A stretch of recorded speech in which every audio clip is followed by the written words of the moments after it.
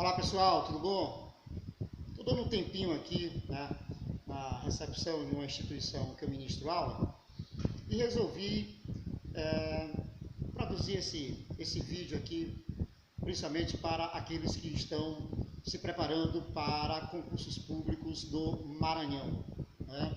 Nós vamos ter agora, no dia 29 de setembro agora, de 2019, o concurso do TJ do Maranhão, né? Vamos ter em outubro, né, a UEMA, que vai fazer o vestibular da UEMA, que vai fazer para a CFO, né? Quem estão aguardando, né, o edital da Polícia Militar do Maranhão, né, e de Bombeiro do Maranhão, né? Flávio Dino, Vermelho Porreta, bora lá pessoal, bora lá, vamos lançar esse edital, hein? Vamos lá? Olha só, gente, quem me conhece sabe que quando eu entro para ministrar uma aula de Geo Maranhão, né, alguns alunos dizem assim: Maranhão, um Nordeste diferente. Porque eu gosto, sabe, de iniciar a aula com essa ênfase, porque do ponto de vista físico, natural, o Maranhão, por estar situado no meio norte do Nordeste brasileiro, juntamente com o estado do Piauí, e o Maranhão estar mais a oeste, já fazendo fronteira com a região norte, apresenta nessa porção oeste maranhense características tipicamente amazônicas. Por exemplo, nessa região da pré-Amazônia maranhense, né, que é uma das 7 regiões ecológicas do Maranhão, nós temos aí o clima equatorial, tá? Que também pode ser descrito como o clima AF na classificação de William Cooper.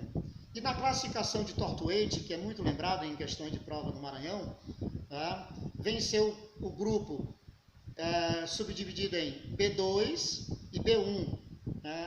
Esse grupo subdividido em B2 e B1 é o mesmo clima equatorial.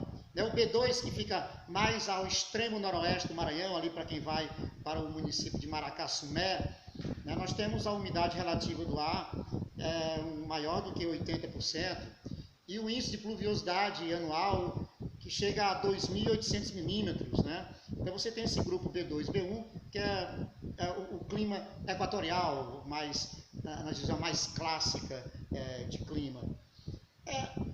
É um estado que apresenta, por exemplo, uma formação de uma configuração de um trapézio, e é quase uma ilha, né?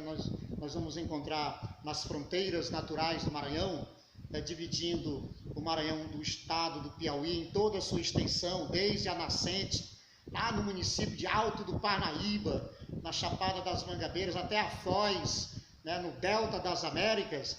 Em toda essa extensão, nós temos o rio Parnaíba fazendo a divisa entre o Maranhão e o Piauí a leste.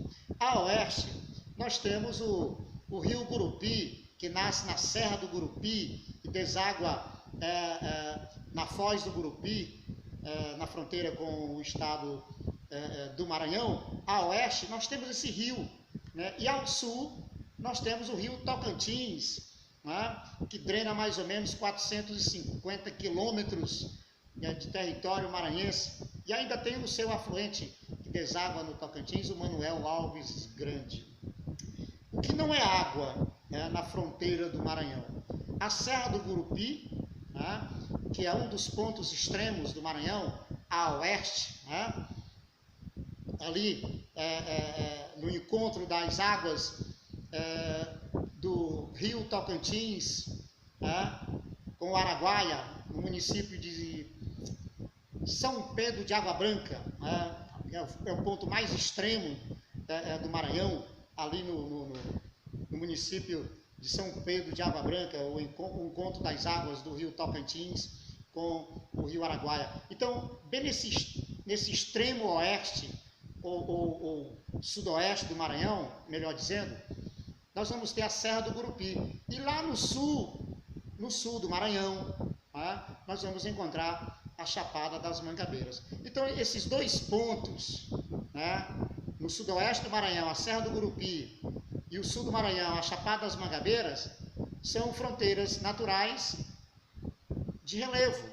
Por isso, Maranhão, quase uma ilha, em função das suas fronteiras naturais serem águas. E ao norte, é lógico, nós temos o litoral, né? O litoral do Maranhão, que são 640 quilômetros de litoral, com grande saliência geográfica, acidente geográfico, que é o Golfão Maranhense, onde nós vamos encontrar a ilha de Upaon-Açu, assim chamado pelos antigos tupinambás, que significa Ilha Grande. E nessa ilha nós vamos encontrar o município de São Luís, que corresponde a mais ou menos 71% da ilha, né, e é o município mais populoso do estado do Maranhão. Temos o município de São José do Ribamar, o segundo município mais populoso, o terceiro município mais populoso do Maranhão. Temos ainda o município de São José do Ribamar e o município de Raposo, lá no extremo norte da ilha, beleza, pessoal? Muito bem. Esse Maranhão diferente, que eu costumo dizer, não apresenta em seu território características típicas do clima tropical semiárido. Há um predomínio de rios perenes, exorreicos, que nascem no interior e correm em direção ao mar. São diversos rios genuinamente maranhenses, né? Porque nós temos uma bacia hidrográfica no Maranhão que é bastante interessante, de acordo com a Aninha. Conhece a Aninha? A ANA, a Agência Nacional de Águas, que foi criada em 2000 e que divide o Brasil em 12 regiões geográficas. Pois muito bem, a ANA classifica a maior parte do território maranhense e todos os rios genuinamente maranhenses, mais o leste do Pará, como sendo parte da bacia do Atlântico do Nordeste Ocidental. Ok, pessoal? Então, a maior parte do território maranhense, todos os rios genuinamente maranhenses fazem parte da bacia do Atlântico do Nordeste Ocidental. Mas atenção! Lá pelas bandas do Maranhão, nas diversas bibliografias e nas diversas questões de concursos públicos e vestibular da UEMA, costuma-se dividir a hidrografia maranhense em bacias limítrofes e bacias genuinamente maranhenses. As bacias limítrofes são a bacia do Parnaíba, a bacia do Gurupi, a bacia do Tocantins-Araguaia, mas existem as bacias genuinamente maranhenses, como por exemplo a bacia do Golfão, que é formada pelos rios que desaguam no Golfão Maranhense, como o rio Itapecuru, o mais extenso rio do Maranhão, importantíssimo rio, drena mais de 50 municípios, é o rio de maior extensão, abastece São Luís através do projeto Italuís, que foi construído no governo de João Castelo. Temos a maior bacia genuinamente maranhense, que é a bacia do Mearim. Eu costumo dizer que é a bacia mais maranhense das bacias maranhenses. Você tem uma bacia hidrográfica onde tem o seu grande afluente, que é o rio Grajaú. Ele, sabe, essa bacia do Mearim drena grande parte do território maranhense na sua porção mais central, drena mais de 80 municípios. Ainda temos a bacia do Pindaré, que também deságua no Golfão Maranhense. Além do rio Munim, que nasce ali para as bandas de Adeias Altas e deságua no Golfão Maranhense, na Baía de São José, o rio Pericumã, que deságua também no Golfão. Aí temos a bacia do Nordeste Ocidental, com o rio Turiaçu, o rio Maracaçumé, a bacia do Nordeste Oriental, com o rio Periá, rio Preguiças. Você sabia que entre a Foz do Periá e a Foz do Preguiça, nós temos nessa área, entre esses dois rios, o Parque Nacional dos Lençóis Maranhenses? Pois é, Parque Nacional dos Lençóis Maranhenses, o mais famoso Parque Nacional do Nordeste brasileiro em território maranhense, criado em 1981, carinhosamente chamada de o Deserto Maranhense, apesar de não ser uma região árida, os maranhenses, entre aspas, carinhosamente chamam de o Deserto Maranhense. O índice de pluviosidade chega ali em torno de 1.800 milímetros média ano, ok, pessoal? O que faz parecer o deserto são aquelas formações dunares. Ou paisagem linda, cara. Quem não conheceu, pode conhecer. É muito bonito o Parque Nacional dos Lençóis Maranhenses. Rapaz, Rapaz, o Bolsonaro colocou no pacote de privatização, ó. Estão querendo privatizar o Parque Nacional dos Lençóis Maranhenses, como também o parque lá de Jericoacoara, no Ceará. Os liberais não estão dispensando nem parque, hein, pessoal? Eu só quero saber se eles vão mudar qual vai ser o tipo de unidade de conservação, né? Porque uma parna é uma área de proteção integral. Agora, como vai ser privatizada, eu pergunto, será que eles vão querer transformar em uma unidade de uso sustentável? Meu amigo, com Bozo, qualquer coisa é qualquer coisa, hein, pessoal? Muito bem, olha só. Maranhão, inicialmente, quando, né, foi transformada em capitanias, né, capitania de Portugal, ela não teve interesse de imediato, né, as primeiras expedições que houveram para o Maranhão não deram certo, né, e aí, por um bom e longo tempo, a capitania do Maranhão ficou esquecida pela coroa portuguesa, não teve interesse de imediato. Mas aí, meu amigo, acendeu a luz vermelha, ó. Os franceses, Daniel de la Touche, chega no Maranhão, funda a França Equinocial em 1612. Né? E aí, meu amigão, ó, a luz vermelha acendeu, a coroa portuguesa, caiu a ficha, diz, olha, vamos cuidar da nossa capitania. E aí, né, Jerônimo de Albuquerque, o Maranhão, né, liderou, né, uma ação contra os franceses e ocorreu a Batalha de Guaxanduba, também chamada de a Jornada Milagrosa, e os franceses foram expulsos do Maranhão, iniciando assim de fato o processo de povoamento e colonização no Maranhão pelos portugueses. Aí nós temos aquelas correntes, né, duas foram extremamente importantes. A corrente litorânea, pelo Vale do Itapecuru, né, partindo ali de São Luís, foram introduzidas o algodão, e a cana-de-açúcar, fazendo surgir e desenvolver cidades importantes como Caxias, que chegou no século XIX a ser chamada de a Manchester Maranhense, né? Chegou a rivalizar com São Luís. Caxias, a cidade dos poetas. Caxias, a cidade do ouro branco. Caxias, a cidade das águas cristalinas. Caxias, a Manchester Maranhense. Caxias, a princesinha do sertão maranhense. Caxias chegou a rivalizar com São Luís, hein? E é lógico, a atividade da cotonicultura foi importante. Lembrando que essa corrente litorânea, pessoal, além da cana-de-açúcar, pelo Vale do Itapecuru, do algodão, nós tivemos também, introduzido pelo Marquês de Pombal, a risicultura, principalmente no Vale do Mearim, que continua sendo a região grande produtora, que também merece destaque o Pindaré, como também o Itapecuru. Oxente, my God, meu bichinho, meu amigo, se planta arroz no Maranhão, em tudo que é lugar, mas principalmente nessa porção mais central, porque o arroz consome muita água, então nos vales do Mearim, Pindaré, Itapecuru, nós temos a risicultura, o povo para gostar de arroz, viu, pessoal? Consome arroz até no café da manhã, é cuscuz de arroz. Digo isso porque tem um pai que é maranhense, né? Ali das bandas de Aldeias Altas. Essa porção mais central do Maranhão, pessoal, também tem uma atividade... voltando para as correntes, eu não posso fugir da sequência. Nós tivemos a corrente da pecuária, né?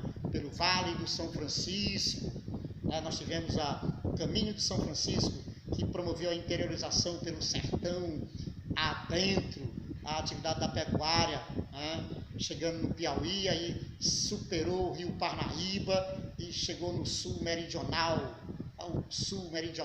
assim também chamado, do Maranhão, ali no município de Pastos Bons, no Maranhão, uma das cidades mais antigas do Maranhão. E aí a atividade da pecuária, ali da região de Pastos Bons, avança pelo Vale do Tocantins, pelo Vale do Itapecuru, pelo Vale do Mearim, e aí o gado se espalha pelo território maranhense, né? Muito bem caracterizado ali o século XIX, né? E aí você tem a corrente litorânea, e a corrente do gado. E também teve a corrente da seca. Ela é mais século XX, sabe? Sabe quando o ciclo da borracha perdeu força lá na região norte, quando os nordestinos, fugindo da fome, da sede, da morte certa, foi parar no Acre, né? Extrair a borracha.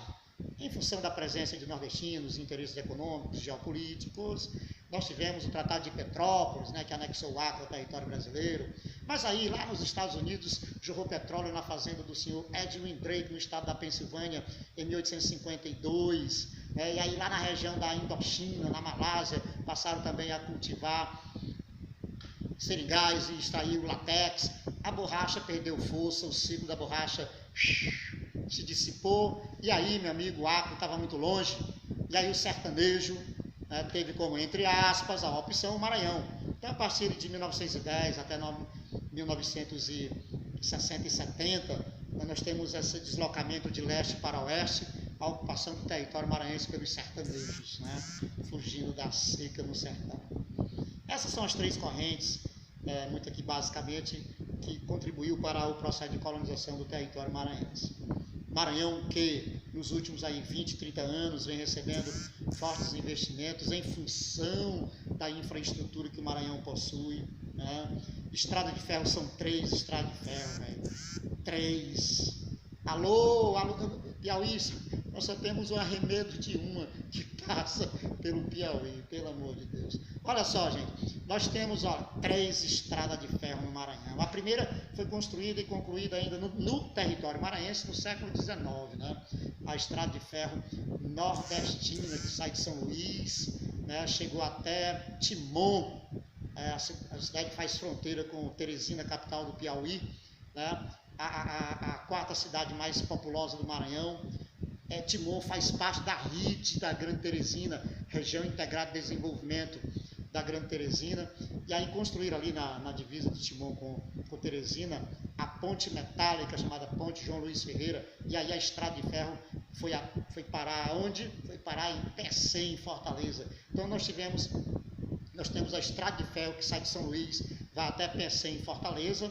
Depois nós tivemos a construção da estrada de ferro Carajás, né, que liga ao projeto Grande Carajás, no estado do Pará, até o complexo portuário de São Luís, ali na Baía de São Marcos, né, principalmente ao porto de Itaqui. E a terceira estrada de ferro, que sai lá de Estrela do Oeste, de São Paulo, Sudeste, avança pelo Centro-Oeste, entra na região Norte pelo estado de Tocantins e vai parar, sabe onde? Em Açailândia, ali no Sudoeste maranhense, se encontrando com a estrada de ferro Carajás. A ferrovia da soja. Atenção, a ferrovia da soja, a ferrovia Norte-Sul, ela passa bem no coração da Mapitoba, velho. Maranhão, Piauí, Tocantins e Bahia, né? A região de produção de grãos, a última fronteira agrícola dos cerrados setentrionais brasileiros. Estamos queimando o cerrado para o avanço do agronegócio, ok? Não só o cerrado, o oeste do Maranhão também está torrando, meu amigo, principalmente nessa área da Amazônia Legal. Bolsonaro, com a sua política antiambientalista, fomentou as queimadas no Brasil. Vai pagar um preço caro por isso, hein? Muito bem. Olha só, gente, temos ainda no território maranhense uma atividade muito importante, que é o extrativismo vegetal, né? Principalmente a extração do coco do babaçu, né? Coco do babaçu. É tão importante que foi aprovado em 1997 a Lei do Babaçu Livre, né? A Lei do Babaçu Livre, que permite que as quebradeiras de coco adentrem em propriedades rurais, mesmo que privadas, para extrair o coco no chão. Já são mais de 20 municípios, né, que aprovou essa lei, né? É importante porque nós temos milhares de famílias no Maranhão que sobrevivem, né, do extrativismo do babaçu, onde você tem produtos e subprodutos de origem vegetal de valor econômico que gera emprego e renda para milhares de pessoas que vivem no Maranhão. Essa lei do babaçu livre, pessoal, ela é extremamente importante porque ela assegura, né, geração de renda e ao mesmo tempo tem uma preocupação ambiental, já que essa região dos babaçuais, né, vem sofrendo aí com o desmatamento em função da atividade da agrícola e da pecuária. Beleza? Muito bem. no Maranhão é a mesorregião central, né? Já que o Maranhão está subdividido em mesorregiões. São cinco mesorregiões que nós vamos encontrar no Maranhão. Tá? A mesorregião norte, a mesorregião sul, a mesorregião oeste, a mesorregião leste e a mesorregião central. 5 mesorregiões. 21 micro-regiões, hein, pessoal? 21 micro-regiões. Atenção. Na mesorregião oeste são 3 micro-regiões, né? A micro-região de Gurupi, a micro-região de Pindaré e a micro-região de Imperatriz, né? Onde tem o principal município, Imperatriz, onde está localizado a indústria de papel Suzano, né, em celulose. Na mesorregião sul também são 3 a micro-região de Porto Franco, a micro-região da Gerais de Balsas e a micro-região da Chapada das Mangabeiras. É essa mesorregião formada por essas 3 micro-regiões, aonde se respira soja 24 horas do dia. Ok, pessoal? Muito bem. Aí temos a mesorregião central, bem formada por 3 a micro-região do Alto Mearim e Grajaú, a micro-região de Presidente Dutra e a micro-região do Médio Mearim e Grajaú. Beleza? Muito bem. Aí nós temos duas tá? A mesorregião norte, formada por 6 micro-regiões, né? A micro-região do litoral ocidental, a micro-região da Baixada, a micro-região de Rosário, aí a micro-região de Itapecuru-Munim, a micro-região dos Lençóis e a micro-região da aglomeração urbana de São Luís. Alright? Of course? Pois bem. E aí temos a mesorregião leste, formada pela micro-região do Alto Itapecuru, a micro-região de Caxias, a micro-região de Codó, a micro-região de Coelho Neto, a micro-região da Chapadinha, que também vem se destacando na produção de soja, e a micro-região da Baixada, a micro-região do Baixo Parnaíba Maranhense. Beleza, pessoal? Essas micro-regiões são formadas por um conjunto de municípios. E atenção! Na mesorregião norte, nós vamos encontrar 60 municípios. Na mesorregião sul, 19 municípios. Na mesorregião oeste, 52 municípios. Na mesorregião leste, 44 municípios. E na mesorregião central, 42 municípios. Totalizando 217 municípios. Então, do ponto de vista político-administrativo, o Maranhão está dividido em 5 mesorregiões, 21 micro-regiões e 217 municípios. Beleza, pessoal? Bom, estava aqui parado, sem fazer nadinha, esperando começar a minha aula e resolvi falar aqui com vocês. Nossa, falei durante 24 minutos. Um grande abraço, pessoal. Aproveite esse vídeo bem extrovertido, né? Dê vontade, filhos. Um grande abraço e até o próximo. Tchau, tchau, pessoal!